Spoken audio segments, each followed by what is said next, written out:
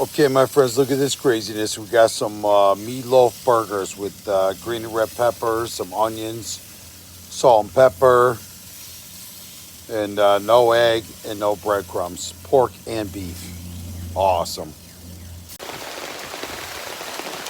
Okay, my friends, here we go. Now we're in the middle of a thunderstorm here.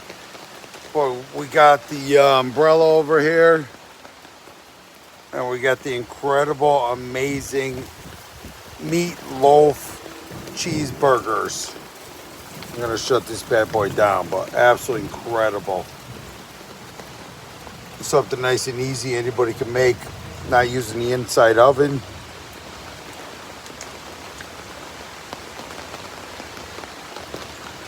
And absolutely delicious. Sorry, I got distracted. Thanks a lot for watching, my friends.